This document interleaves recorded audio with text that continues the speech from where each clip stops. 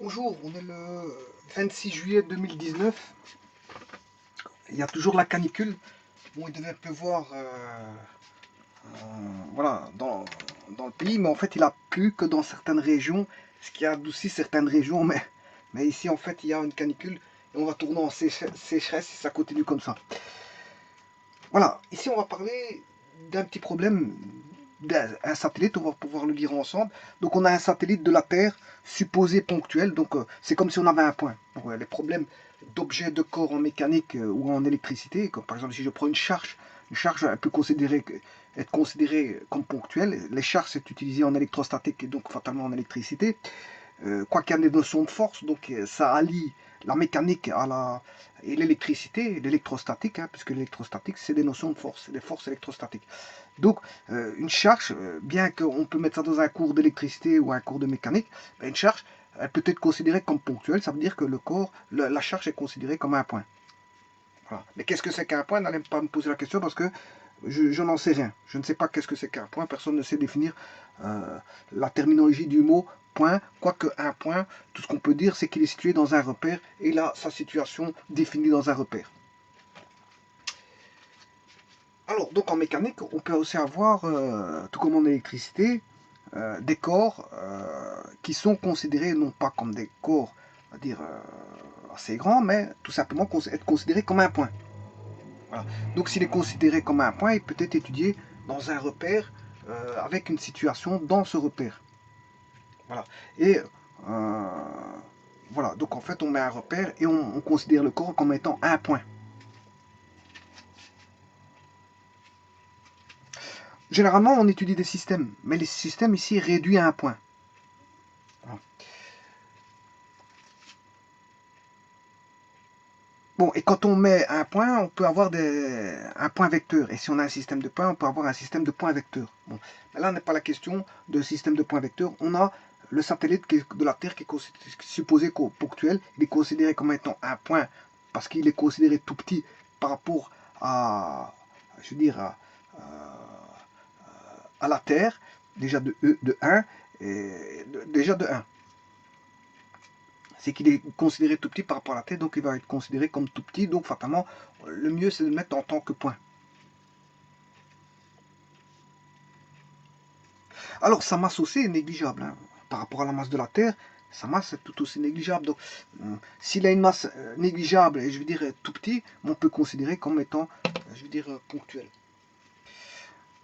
Donc un satellite de la Terre, supposé ponctuel de masse m, décrit autour d'elle, donc autour de la Terre, une trajectoire circulaire. Donc on sait bien que les trajectoires ne sont pas forcément tout le temps circulaires, parfaitement circulaires, parce que le cercle, c'est, je veux dire, une trajectoire parfaite, hein, faire toujours le même rayon, ce qui m'étonne parce qu'en fait, quand le corps a une tendance, déjà, les planètes ne sont pas forcément déjà sphériques, hein.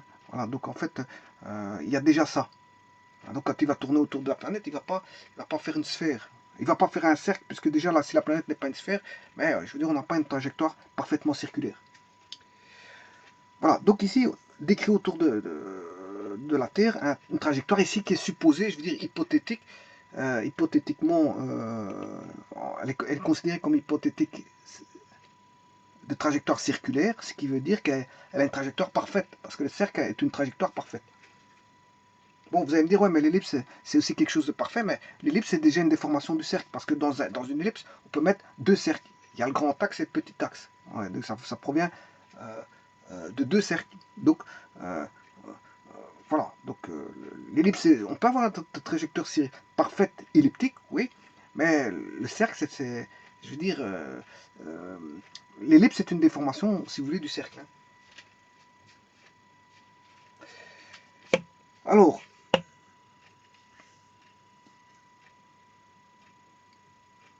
Alors, ici, on dit la Terre est supposée sphérique, ben voilà, donc ça veut dire qu'il a un rayon constant.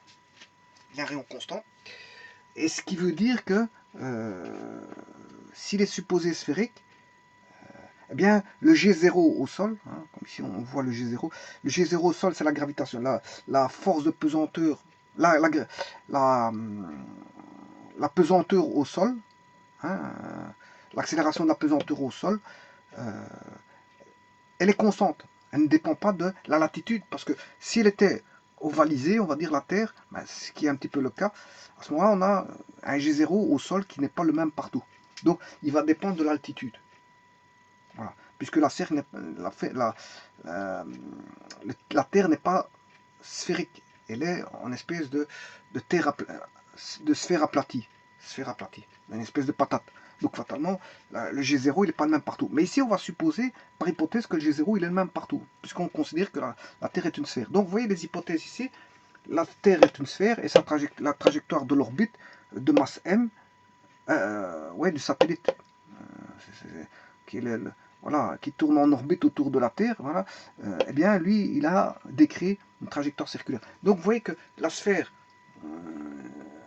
la Terre est considérée comme sphérique, par hypothèse, et la trajectoire du satellite est considérée comme circulaire autour de cette mince sphère qui est la Terre, en fait. Donc, autant dire qu'on a des hypothèses qui vont venir simplifier les choses. Donc, ça veut dire que le G0 ne dépendra pas de la latitude. Pas confondre altitude et la latitude. Bon, l'altitude, vous comprendrez que ça dépend de l'altitude, c'est normal. Ici, on va le voir tout de suite. Je vais vous le rappeler, parce qu'il y a une vidéo qui a été faite qui vous montrait le calcul de l'accélération de la pesanteur, G0 au sol. Mais quand, je veux dire, j'augmentais la distance Terre, c'est-à-dire sol, hauteur, l'altitude, si j'augmentais l'altitude, ben le G0, le G, attention, pas confondre le G et le G0. Le G0, c'est au sol. Et le G à une certaine altitude, eh bien, le G est différent du G0. Et j'avais fait un calcul en faisant un rapport G sur G0. Et je trouvais qu'il était égal à le rayon de la Terre au carré. Le rapport, hein, quand je faisais G sur G0, c'est égal au rayon de la Terre au carré divisé par le rayon de la Terre plus l'altitude, le tout au carré. Donc, ce qui veut dire qu'en d'autres termes, j'avais démontré ceci dans une des vidéos précédentes. Vous allez voir accélération de la pesanteur, voilà, calcul de G, rapport de G sur G0, quelque chose comme ça. Et je trouvais que c'était le rayon de la Terre au carré sur le rayon de la Terre plus H de tout carré. Ce qui veut dire que à une altitude G0, G par rapport à G0, ben, il y avait l'influence de la hauteur H. Donc, on a une fonction, G est une fonction de H. G est une fonction de H. Si je devais écrire ceci, G, c'est ceci fois G0. Bon, G0 au sol, c'est une constante. Il vaut 9,81. J'avais calculé que ça faisait environ 9,66, mais c'est parce que j'avais dit que j'étais pas suffisamment précis. J'avais pris des données sur Internet qui étaient la constante de Cavendish. Bon, je l'avais pris avec une certaine précision. J'avais pris le rayon de la Terre. J'étais pas si précis que ça parce que le rayon de la Terre fait 6400 km. Bon, j'aurais dû aller voir sur Internet. Et voir avec plus de précision, parce que c'est pas réellement 6400 exactement. J'aurais dû mettre avec plus de précision, mais ça j'ai pas été voir sur Internet. J'ai tapé directement 6400 pour faciliter les choses. Mais ce qui m'a pas rendu, je veux dire, qui n'a pas été très aidant pour moi, parce qu'en fait, j'ai trouvé 9,66, je suis un peu loin de 9,81. Voilà, je suis au niveau des centièmes, je suis à une histoire de, en gros, 11, pour arriver de 70 à 81, j'ai 11 centièmes, plus 4, bon, ça fait environ 15 centièmes. Bon, mais généralement, le G il est considéré à 9,81. Bon, il dépend de la latitude, bien sûr. Et je rappelle que c'est le G0 au sol, ceci, 9,81. Voilà, et j'ai trouvé 9,66 parce que, bon, comme je vous dis, c'est la précision du rayon de la Terre. La constante de Cavendish, bon, je l'ai pris avec une certaine précision. Et j'ai pris la distance, oui, la rayon de la Terre, et la masse de la Terre. La masse de la Terre, je ne l'ai pas pris avec une grande précision non plus. Voilà, j'avais été voir sur Internet la masse de la Terre, j'ai pris le premier qui venait. Voilà, et bon, je n'ai pas pris, j'ai pas été chercher celui qui me donnait avec la plus grande précision possible. Ce qui me donnait 9,66 mètres par seconde carré au sol, qui est le G0. Donc, le G0, c'est une constante. Le G0, c'est une constante. Le rayon de la Terre, c'est une constante. Une constante au carré, c'est toujours une constante. Une constante plus quelque chose de variable, ça c'est l'altitude. Donc G vous voyez que G est fonction de l'altitude, G de H. G est fonction de l'altitude de H. Et de la latitude, bien sûr, parce que j'ai dit que la latitude, la Terre n'est pas forcément sphérique. Hein. S'il était sphérique, le G au sol serait constant. Mais ici, comme il est patatoïde, le G0 varie. Mais moi, j'ai pris par hypothèse que j'ai une sphère, et non pas une patatoïde. Donc, au niveau de la latitude, je simplifie en disant que la latitude, je fais en sorte que ça ne dépend pas de la latitude, et je prends un G0 qui est égal à 9,81 mètres par seconde carré. Bon, ce qui n'est pas vrai, parce qu'en fait, ça dépend de la latitude. Bon, maintenant, on voit bien que ça dépend fortement de l'altitude. Voilà. Là, ça dépend de l'altitude. Et ça, j'ai fait ces calculs-là dans une des vidéos. Allez voir accélération de la pesanteur ou la force de pesanteur, je ne sais plus comment j'ai appelé ça. Et j'ai calculé le rapport G par rapport au G au sol. Voilà. Et ça, vous allez voir tous les calculs qui ont été faits. Et ça ramène à la formule que je viens de vous donner. Donc, une formule d'ailleurs que je vais devoir utiliser ici. Parce que vous comprendrez qu'il faut intervenir le G0 ici. La Terre est supposée sphérique, donc voilà, désignée par G0, donc elle ne dépend pas de la latitude, si vous voulez, parce que le G0 il est constant partout, sur tout le pourtour du sphère, on n'a pas une patatoïde, c'est ça que je veux dire. La pesanteur, G0, la pesanteur au sol, donc G0 c'est la pesanteur au sol, hein, par RT le rayon de la Terre, par H son altitude. Voilà, donc en fait H c'est bien l'altitude, et RT c'est le rayon de la Terre. Alors, on demande de calculer la vitesse de rotation du satellite, hein, la vitesse de rotation du satellite autour de la Terre, mais aussi la période de révolution de la Terre. Alors, pas confondre la période de révolution du satellite autour de la Terre et la période de révolution de la Terre. La période de révolution de la Terre, ben, elle peut tourner sur elle-même en 23 heures, 56 minutes, je sais pas, 4 secondes. J'en sais pas plus. Voilà, je crois que c'est ça. Si mes souvenirs sont bons par rapport à un calcul que j'avais fait à un moment donné. Mais ici, on va dire environ, ça fait 24 heures. Voilà, la Terre tourne autour d'elle-même en 24 heures. Ce qui n'est pas vrai parce que c'est environ 23 heures et 56 minutes et quelque chose. Mais on va mettre les choses on va fixer les choses en se disant que bon, la Terre tourne en 24 heures. Voilà. À environ 24 heures. Voilà, mais ça c'est la période de révolution de la Terre autour d'elle-même. Voilà, ça n'a rien à voir avec ce qu'on recherche. Maintenant, il y a une autre période de révolution, c'est quand la Terre tourne autour du Soleil. Voilà, on a le Soleil, ici c'est la Terre. Voilà. Là, bon, vous comprendrez que c'est 365, 366 jours. Voilà, elle tourne autour du Soleil, et ça c'est la Terre. Donc la Terre est un satellite du Soleil. La Terre est un satellite du Soleil. Et la Lune est un satellite de la Terre. La Lune tourne autour de la Terre. Bon, maintenant ici, ça ce sont des satellites naturels, puisqu'il existe aussi des satellites artificiels, comme c'est le cas ici. Ici, on a lancé un satellite artificiel à partir de la Terre, fait par du personnel humain, donc c'est artificiel, puisque c'est construit par l'être humain. C'est un satellite artificiel de la Terre, supposé ponctuel, de masse M, décrit autour d'elle une trajectoire circulaire. Bon, ben voilà, donc c'est un satellite lancé par un lanceur. Je rappelle que je rappelle les lois de la physique. Je veux dire, si vous lancez un corps sur Terre, ben, la loi de la gravitation fait qu'il retombe, je veux dire, au sol, que ce soit un canon, un tir de... Voilà, et c'est le fameux... voilà... c'est la fameuse loi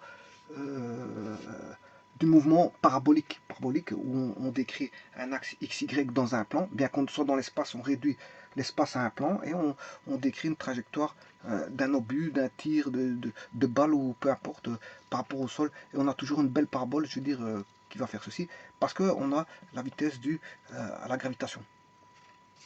Hein, on a une vitesse initiale V0, hein, avec une composition suivant l'axe XY, hein, voilà, avec un angle qui est la direction. Et il faut tenir compte il y a une composition suivant X qui sera un MRU et l'autre qui sera suivant Y un MRUA, puisque en fait il y a la gravitation qui rentre en jeu. Donc là, on a un VG qu'il faudra tenir compte, qui est moins GT. Voilà, moins GT.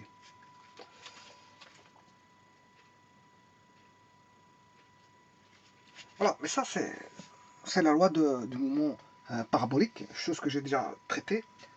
Vous allez voir les vidéos sur le mouvement parabolique et vous allez retrouver les équations relatives au mouvement parabolique. Bon, qui a ces équations bien précises, qui ne sont pas compliquées, c'est très, très facile à utiliser.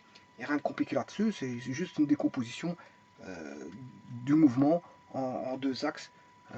Une sur l'axe X et l'autre sur l'axe Y, puisque c'est un mouvement en plan. Et là, on a une fameuse équation qui va donner l'équation du second degré, qui est une parabole. Donc, tout tir qui est lancé à partir de la Terre va, je veux dire, donner une trajectoire parabolique. Que ce soit un tir d'un canon, d'une balle de tennis, de ce que vous voulez. De ce que vous voulez. Voilà, ça va toujours faire ceci. D'une voiture qui projette un individu, ça va être une parabole. Hein. Ouais, on peut tout imaginer comme, je veux dire, comme type de mouvement. Il va retomber à cause de la gravitation. Voilà, pour autant qu'on a un sol horizontal comme ceci. Hein. Parce que si vous n'avez pas de sol à ce moment-là, si vous lancez comme ceci, bien sûr, vous comprendrez que ça fait ça. Maintenant, voilà, c'est le cas de figure, si vous lancez d'un bâtiment, une balle d'un bâtiment, ben, il va retomber comme ceci. Voilà. Bon, maintenant, ça, c'est si vous lancez à une certaine vitesse, parce que si vous dépassez une certaine vitesse, vous allez mettre en orbite. En orbite, comme ceci. Et si vous tirez encore à une autre vitesse supérieure à la vitesse de mise en orbite, ben, vous allez sortir de, voilà, vous allez sortir, je veux dire, de la Terre. Voilà, pour aller dans l'espace. Vous projetez dans l'espace, là. Bah, par exemple, on veut une fusée, enfin, oui, une fusée qui aille sur comment on appelle ça, une fusée qui aille sur la Lune. Je crois que la Lune c'est 384 000 km, je crois. La distance Terre-Lune, 380 000 km. Donc autant dire que c'est une question de... Ouais, ici si on veut mettre en orbite sur la Lune, bien sûr il faut pas aller trop vite, hein, parce que si on ressort, et à un moment donné il faut freiner pour, je veux dire, se remettre en orbite sur la Lune. Hein. Donc, tout est une question, si vous voulez, d'énergie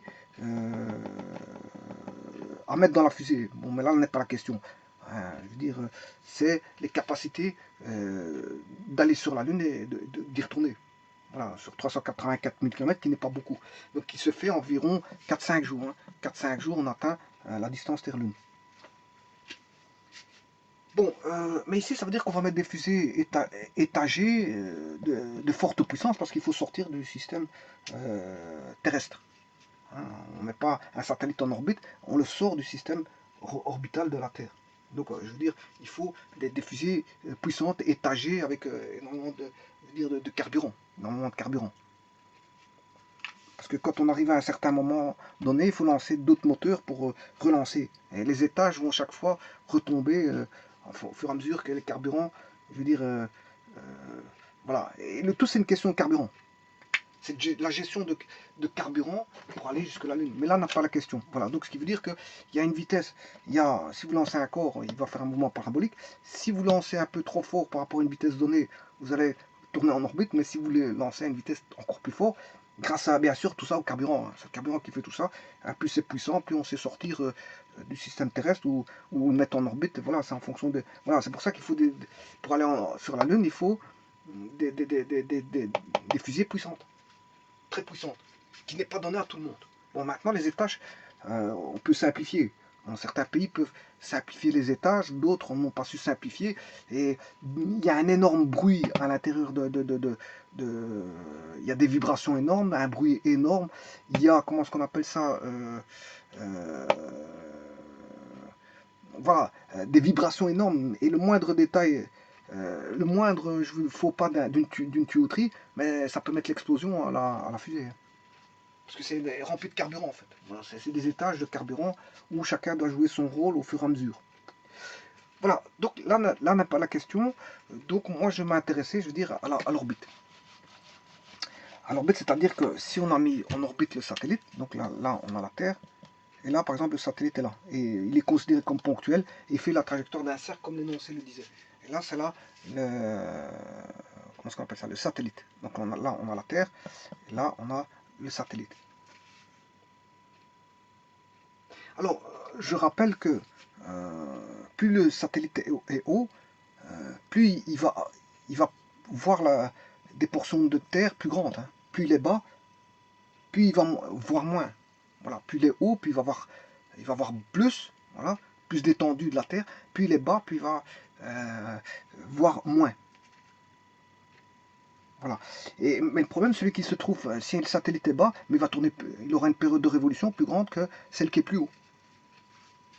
Voilà, ici j'ai un satellite ici qui tourne, il est plus bas, mais il va tourner, il a une période de révolution plus petite parce qu'il a une trajectoire plus petite. Je vous rappelle qu'ici il fait un MCU, hein.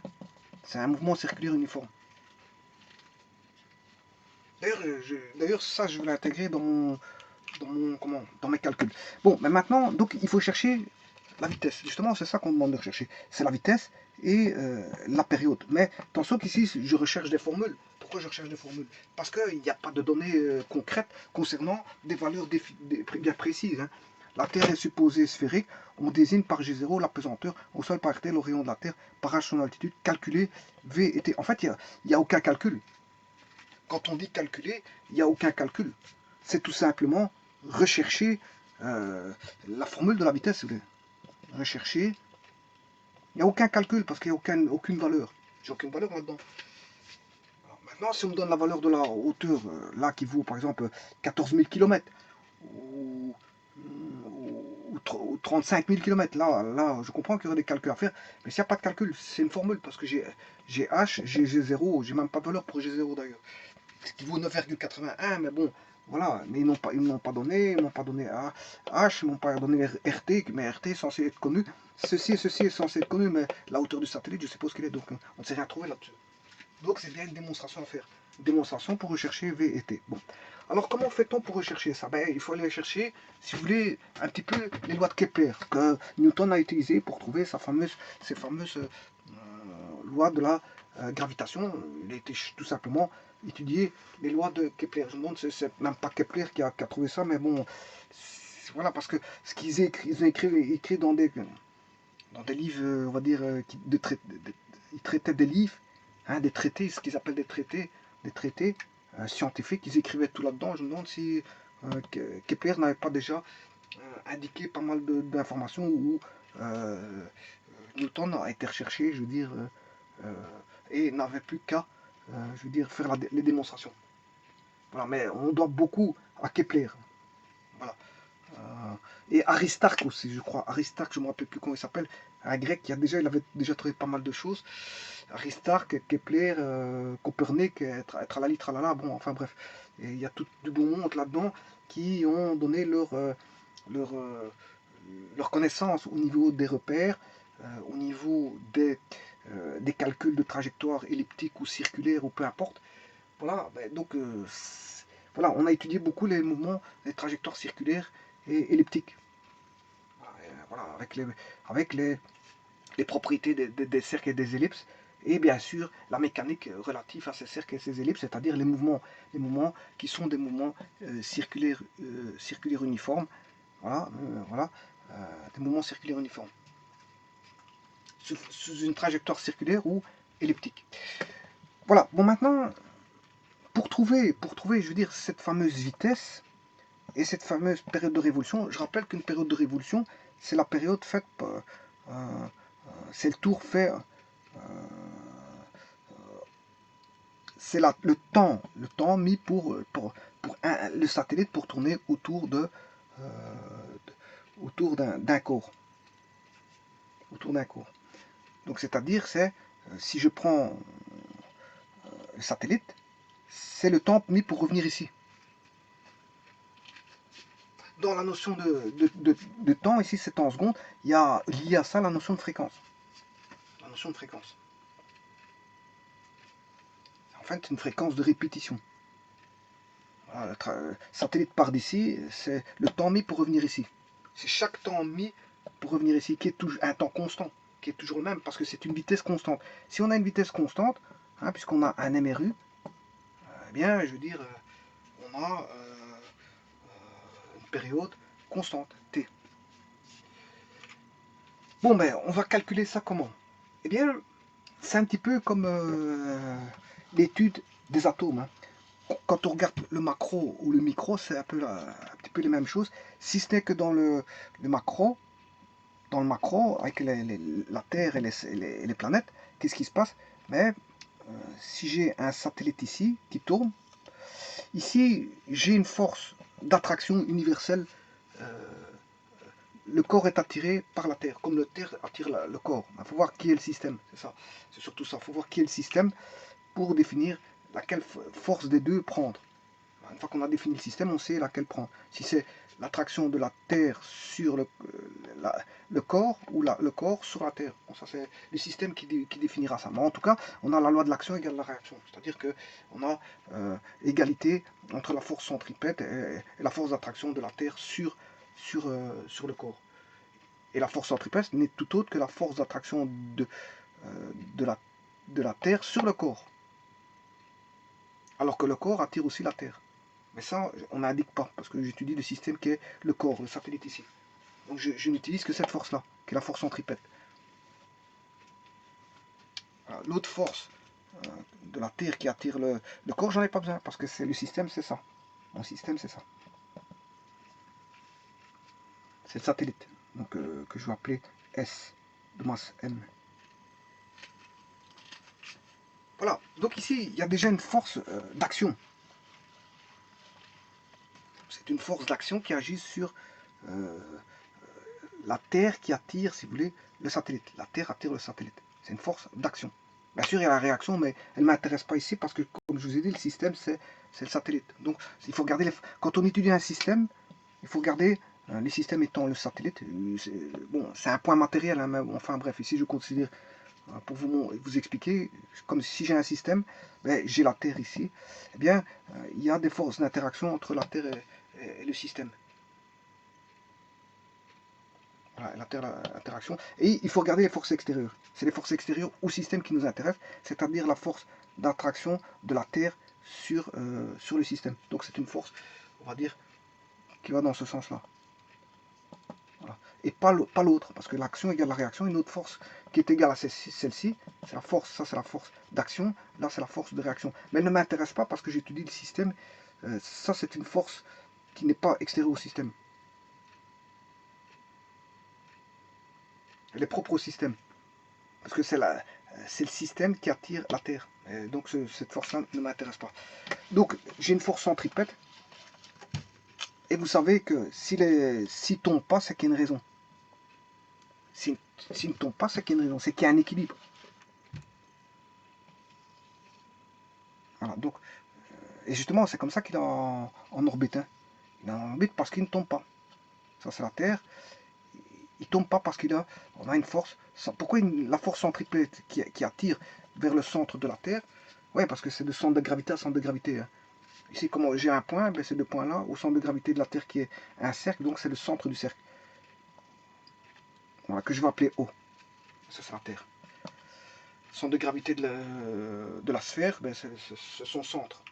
C'est le centre de la sphère. Donc, et là, j'ai une force d'attraction vers le centre de la Terre, qui est la force centripète. Mais justement, il ne tombe pas. Pourquoi il ne tombe pas? Parce qu'en fait, il y a une force qui vient équilibrer ça. Et c'est quoi cette force-là? Ben, c'est la force due à la rotation du repère. Du repère qui est sur le non, je m'excuse. C'est dû à la rotation de celui-ci dans un repère fixé. Donc le satellite tourne dans un repère fixé. Il tourne dans un repère fixé. Donc fatalement, qu'est-ce qui se passe? Ben, on a une force centrifuge. J'ai une force centrifuge. Bon, la force centrifuge est due justement à l'effet centrifuge. Donc, c'est un mouvement, on va dire, des objets dans un référentiel, si vous voulez, non inertiel. Hein. Voilà, l'effet centrifuge, notamment quand on a une rotation. Une rotation fait en sorte qu'on a une force centrifuge. Une rotation circulaire, on a une force centrifuge. Voilà. Et donc ça c'est le mouvement des objets en rotation dans un repère ou un référentiel non inertiel. Voilà. Alors, quel est mon repère non inertiel ici? Bon, je vous rappelle qu'ici, un repère référentiel galiléen, c'est un repère qui est centré au centre de la Terre et qui a 3 points fixes qui sont situés sur la Terre. Donc donc il est centré sur la Terre et 3 points fixes sont, les axes passent par de l'origine bien sûr, à 3 points fixes, de la Terre. Voilà, ça on va dire que c'est un repère galiléen. Donc, mais galiléen, ça veut dire que c'est un repère inertiel. Voilà, c'est un repère inertiel. Donc ici, moi, l'effet de la force centrifuge, qui est une force fictive, parce qu'il n'y a personne qui vient attirer, hein, c'est juste un effet de force dû à une force d'inertie, hein, c'est une force d'inertie. La force d'inertie, généralement, elle est fictive, hein, il n'y a personne qui la voit, on sait pas, voilà, on décrit ces effets, mais on ne la voit pas. On la voit pas. Voilà. Donc ici, 3 points sur la Terre est un référentiel galiléen ou inertiel. Mais moi, ici, pour avoir l'effet centrifuge, c'est par rapport à un repère non inertiel. Donc je prends le centre ici, mais il va passer par le centre de 3 étoiles. Là, les axes passant par les 3 étoiles, là, c'est un repère non inertiel. Non inertiel. Alors, il y a aussi un autre repère par rapport au centre du Soleil, mais lui c'est le repère de Copernic. Hein. Si on se base sur le centre du Soleil, c'est un repère de Copernic. Ici, ça voilà, ça n'a rien à voir avec ça. Donc moi je prends un repère qui est lié à 3 étoiles fixes. 3 étoiles fixes. Comme ça, je n'ai pas de repère galiléen, et voilà, on aura l'effet de force centrifuge dans un repère non inertiel ou non galiléen. Bon, mais sachant ça, on peut calculer tout ça. Bon, donc ici, la force centripète, elle est connue. La force centripète, ici, dans ce cas-ci, c'est la gravitation universelle, c'est l'attraction de la Terre sur le satellite que je vais appeler S. Et ça, on connaît, bon, c'est gamma, la masse du satellite, fois la masse de la Terre sur le rayon de la Terre. Attention que le satellite, il se trouve, si vous voulez, ici, on a le rayon de la Terre, mais ici, j'ai l'altitude, hein, H. Donc, en fait, le satellite tourne à RT plus H, à une distance RT plus H. Bien sûr, au carré, parce que c'est le carré de la distance séparant les deux masses. Voilà, ça c'est la force centripète. Elle est égale, elle est, je veux dire, équivalente. C'est pour ça qu'ils sont qu'elle est équilibrée, qu'elle reste en orbite. Hein. C'est parce qu'en fait la force centrifuge est égale à la force centripète. Je vais faire l'égalité par après, mais d'abord je vais noter la force oui, ici c'est centrifuge et là centripète. Pas confondre celle qui est dirigée vers le centre et l'autre qui est son opposé. Donc la centrifuge, la force centrifuge, bien sûr, avec tour, je sais pas moi. Je mets un axe, je vais l'appeler I. Ouais, mais ici, bon, je vais la regarder en module. En module, c'est ceci. Donc j'ai pas besoin en vectoriel, c'est en module, c'est-à-dire en norme. Voilà, ça, gamma étant la constante de Cavendish, m c'est la masse du satellite, mt la masse de la Terre, rt plus h la distance séparant le satellite du centre de la Terre. Voilà. Alors la force centrifuge, c'est la force de la loi de la dynamique de Newton, F égale ma. Hein, et ma, ici comme on a une accélération, je veux dire, qui est circulaire, attention qu'il existe l'accélération normale et tangentielle, ici c'est v carré sur r. Ouais, mais le R ici, le R, si vous voulez, le R,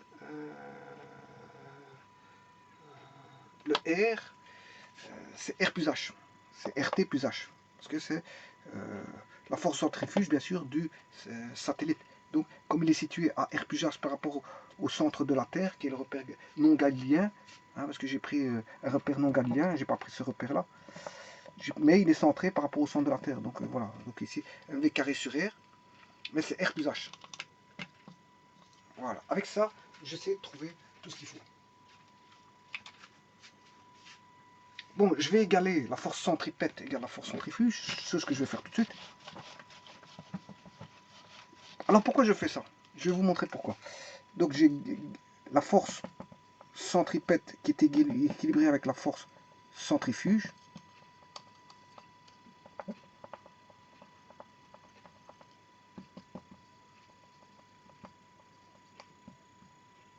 Voilà.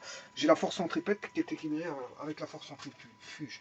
Alors la force centripète, je l'ai dit, c'est gamma m masse de la Terre sur R plus H au carré. Voilà. Et la force centrifuge, c'est m v carré sur R plus H. Voilà. Alors pourquoi j'ai égalé cette force? Vous allez me dire, je suis en train de chercher la vitesse.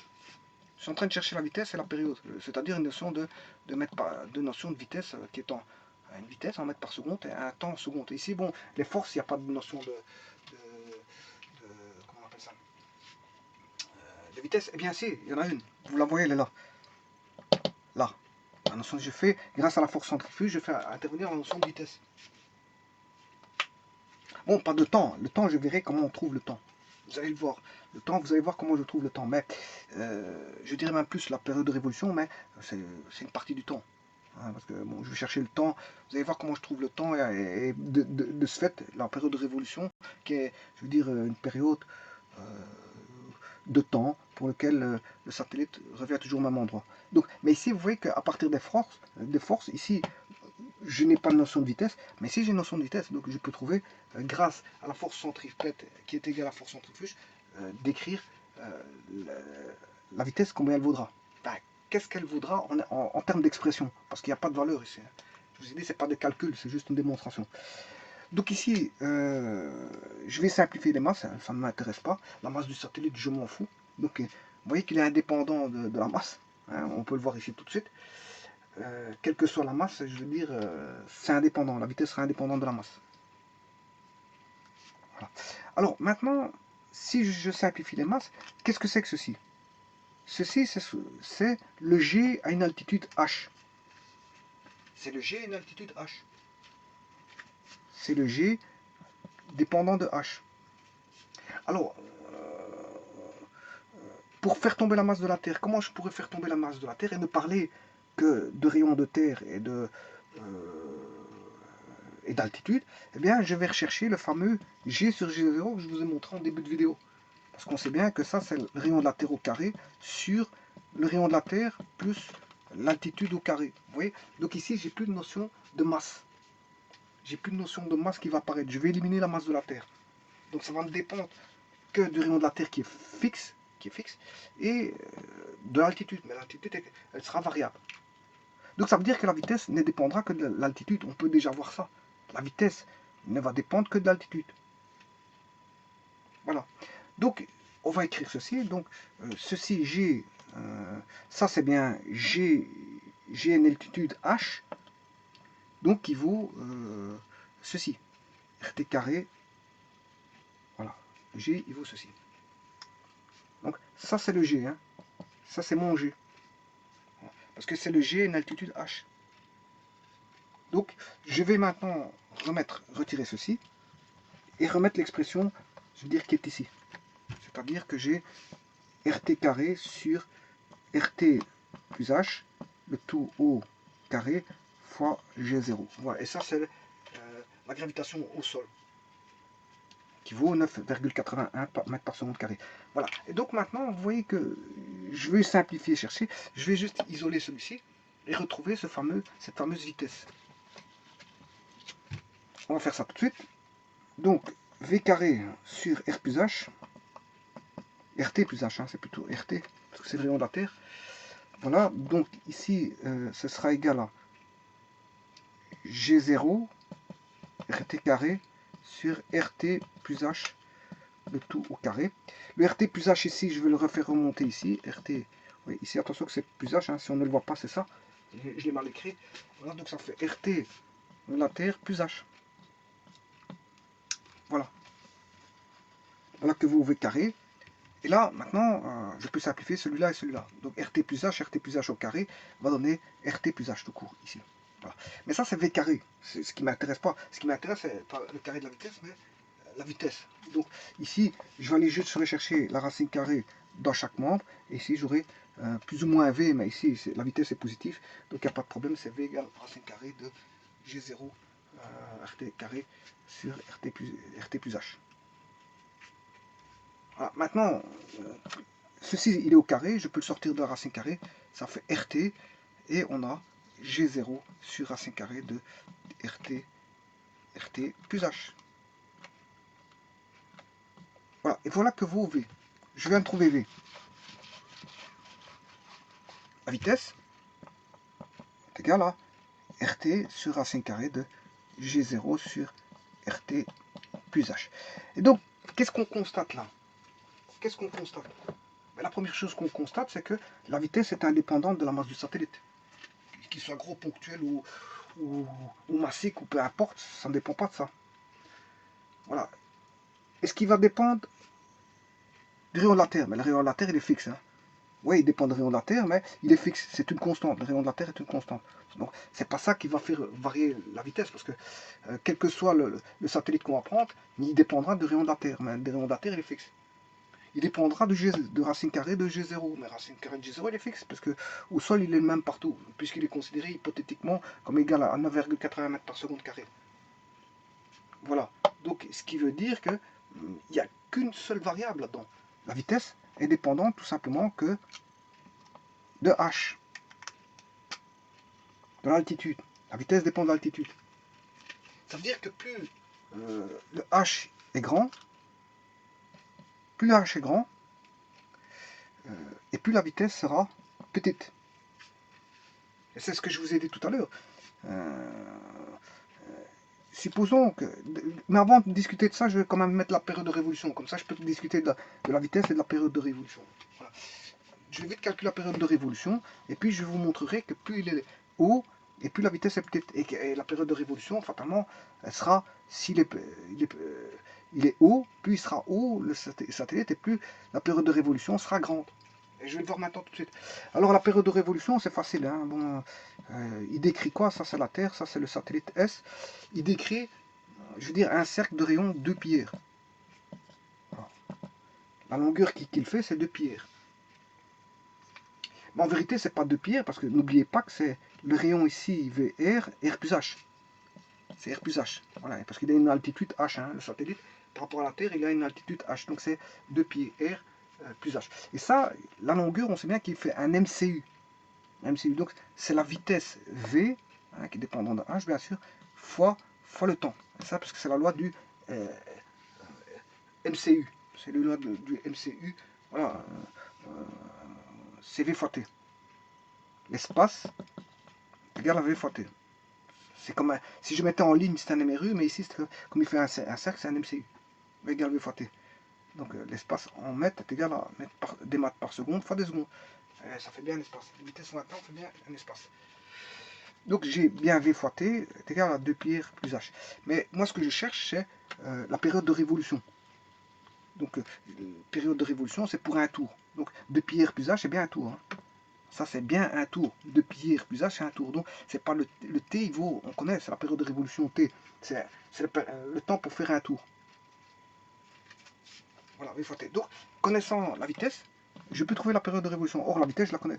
Donc je sais bien que T est égal à 2 pi sur V R plus H. Voilà que vaut la période. Mais je vais mettre le V parce qu'on connaissait une expression. Ouais, quand je dis R, c'est RT. Hein. Vous comprendrez que chaque fois R, c'est le rayon de la Terre. J'oublie le petit T en inscription, mais en fait, c'est RT. C'est pas R, c'est RT, parce que c'est le rayon de la Terre. Donc, c'est 2 pi sur V, RT plus H. Fois RT plus H. Donc, je vais écrire ça. T est égal à 2 pi R plus H sur la vitesse. Bon, mais la vitesse, elle est là. Donc, c'est 2 pi RT, encore une fois, j'ai oublié le T ici, plus H. Plus H. Le tout sur la vitesse, et je vais écrire que c'est RT racine carrée de G0 sur RT plus H. Voilà.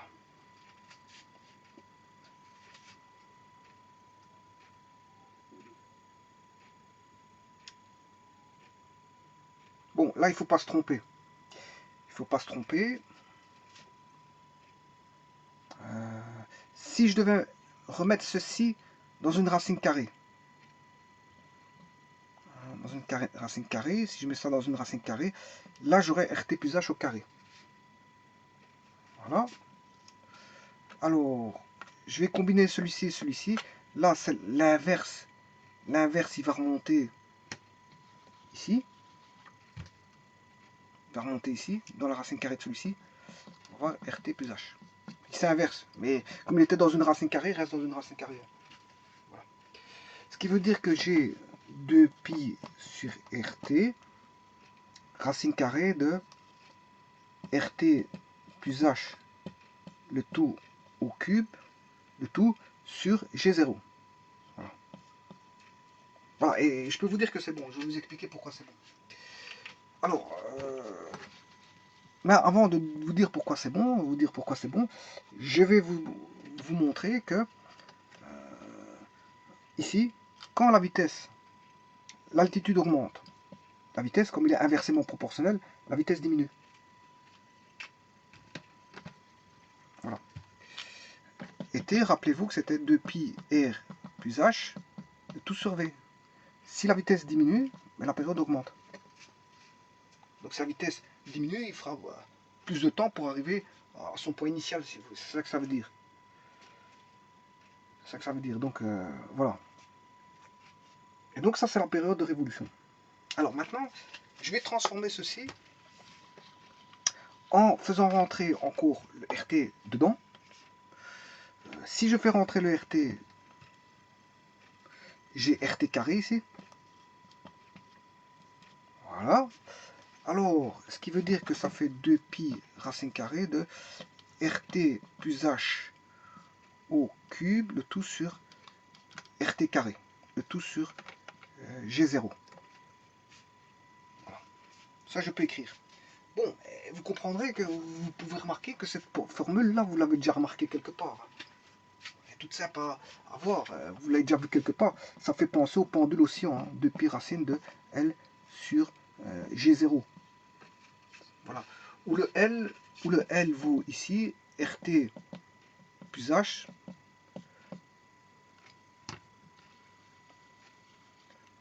Le L vaut RT plus H au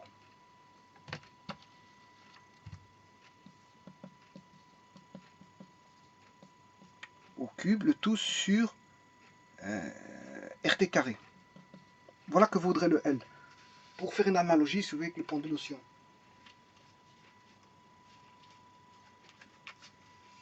Alors ce L n'est dépendant que d'une chose, c'est que de H, l'altitude, puisque RT est constant. RT est constant. Donc il ne dépend que de H. Donc la période d'oscillation non pas du pendule, mais du satellite vu comme un système pendulaire, ben, je veux dire, il n'est dépendant que de l'altitude. Rien d'autre. Donc le pendule, plus il sera haut, voilà, c'est ce que je voulais dire tout à l'heure, c'est que plus il sera haut, et plus sa période de révolution va augmenter. Ça veut dire qu'il va tourner moins vite, donc il faudra plus de temps s'il est tout au-dessus. S'il est tout au-dessus, il faudra plus de temps que s'il est tout en bas. Enfin, s'il est en haut, haut ça veut dire quoi? C'est relatif, hein. Bon, je vous comprendrai, haut, bas, c'est relatif. Mais je veux dire, si plus il sera éloigné, c'est ça que je veux dire, plus il sera éloigné le satellite, voilà, eh bien, plus la période de révolution sera grande, parce qu'il a une altitude plus grande. S'il a une altitude plus grande, mais fatalement, la période de révolution est plus grande. Mais s'il a une altitude plus grande, ici, il est au dénominateur, la vitesse s'il a une altitude plus grande, la vitesse est plus petite. Donc, une période de révolution plus grande. Donc, il va tourner moins vite. Il va tourner moins vite, donc la période de révolution est plus grande. Il faudra plus de temps pour revenir ici. Par contre, celui qui est en bas, lui, il va tourner plus vite. Il va avoir une vitesse plus grande. Pourquoi? Parce que l'altitude est plus basse, donc sa vitesse elle est plus grande et sa période de révolution est plus petite que celle qui est plus dans le cas où le satellite serait plus haut. Voilà, par comparaison, on verrait les choses comme ça. Voilà. Et donc, ça, vous voyez que le satellite plus l'éloigner, plus il est lancé le haut en orbite, et plus, je veux dire, il va tourner moins vite. plus il est lancé haut, plus il va tourner moins vite. Plus il est lancé, il est proche de la Terre, en orbite, plus il va avoir une vitesse haute. Voilà. Mais ce qu'il y a, c'est que, bon, entre deux satellites, il y en a un qui est bas. Ouais, il tourne plus vite, ok, mais peut-être il voit moins, il voit peut-être 60 km sur un carré, il voit 60 km. Hein, il parcourt 60 km sur un petit carré, mais il est plus bas. Il tourne plus vite, mais il reviendra à sa même position, je veux dire, longtemps après. Bon, maintenant, attention que certains satellites, si on lance un satellite avec une période de révolution qui est proche de celle de la Terre, vous comprendrez que vous obtenez un satellite géostationnaire. C'est-à-dire que la Terre tournant sur environ 24 heures, si la période de révolution, vous calculez, ça fait environ 24 heures, il est géostationnaire. Hein, parce qu'il tourne en même temps que la Terre, ça veut dire que c'est comme s'il était fixe. C'est comme s'il était fixe. Il ne va pas plus vite que la Terre, il ne va pas moins vite que la Terre. Voilà. C'est comme s'il était fixe. Ouais, c'est ce qu'on appelle un satellite géostationnaire. Voilà, je vous remercie. Oui, juste un petit truc, c'est que le T ici, il dépend de H. Bon, V dépend de H et T dépend de H. Donc vous voyez bien qu'il ne dépend pas de la masse. Hein. Voilà, la masse ne dépend pas de la masse. Ni de la masse du satellite, ni de la masse de la Terre. Hein. Il ne dépend pas des masses. Le facteur masse n'intervient pas. Ouais, et donc à ce moment-là, qu'est-ce que je peux faire? Je peux faire comme un système pendulaire. Hein. C'est comme si on avait un pendule. Voilà, avec une certaine longueur, qui serait voilà, définie par cette expression-là. Voilà, et on aurait, je veux dire, un système pendulaire. Alors, en fait, on a créé un temps. On a créé un temps, une horloge, une espèce d'horloge qui revient à chaque fois à sa position initiale, tout comme le satellite il revient à sa position initiale. C'est une horloge. Hein. On définit une horloge, puisque je connais le temps ici, c'est comme un système pendulaire. Hein. Voilà, avec un pendule, on peut faire une horloge, parce que je peux compter le temps comme ça. Si ma base de temps, c'est la période T, ben 2 fois T, j'aurai 2 fois T, 3 fois T, 4 fois T, 1 fois T, 2 fois T, 3 fois T, 4 fois T, 5 fois T, 6 fois T, ben j'ai créé, je veux dire, un système pour comptabiliser le temps, si vous voulez, avec un système pendulaire comme ça. Voilà. Ben, en électronique, c'est un peu pareil, parce que si vous créez une base de temps, ben, vous savez lire le temps.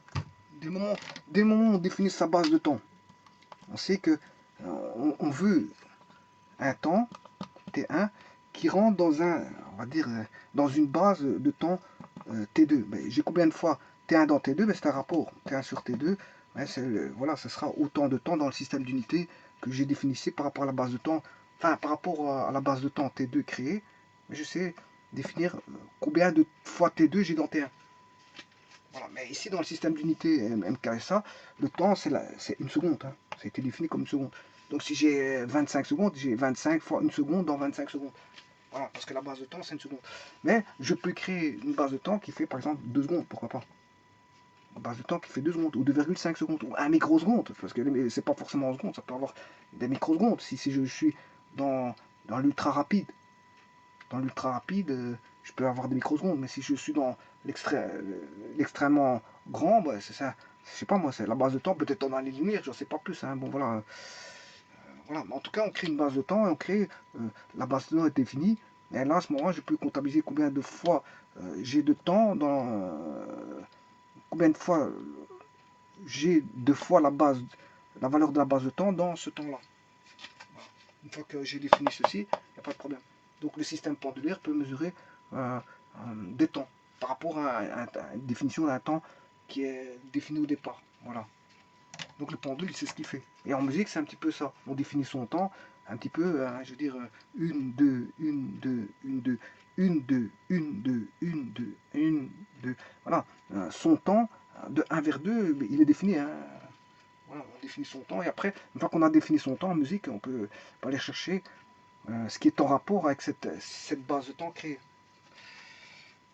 Voilà. Oui, parce qu'en musique, vous avez des notions de temporelles. Hein. Parce que je veux dire, voilà, si j'ai ceci, ceci, bah, ce temps-là est 2 fois celui-là. Mais si je fais celui-ci, il est 2 fois celui-là. Donc une blanche vaut 2 fois la noire. C'est-à-dire que là, si je mets une, deux, ben, la blanche va faire une 2, mais elle va durer 2 temps, si vous voulez, elle va durer 2 temps. Mais ici, j'ai créé une base de temps. Mais maintenant, si je fais une 2 ici, ou un 2, ou un 2, bon, vous comprendrez que je dois définir ma base de temps.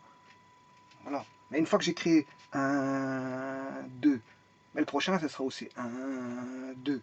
Oui, il faut que, bien sûr, en musique, la base de temps soit, je veux dire, répétée. Faut pas la changer parce qu'à ce moment-là, bon, ça devient du n'importe quoi. Une base de temps, il faut la garder dès le départ. Si on a l'unité qui vaut une seconde, il faut garder la seconde comme unité de base. Voilà, si l'unité de base vaut 3 secondes, c'est pas qu'à un moment elle vaut 3, et puis il vaut 2, et puis il vaut 5. Hein. Voilà. Donc ici en musique, c'est un peu la même chose. On dit 1, 2, 1, 2, 1, 2. Oui, ce laps de temps doit être toujours le même pour aller de 1 à 2. Mais maintenant, si je dis 1, 2, 1, 2, 1, 2, 1, 2, pour garder le rythme, il faut la base de temps qui se répète à chaque fois. Voilà, ici c'est un peu la même chose. On peut lire le temps avec un pendule oscillant. Voilà, je vous remercie.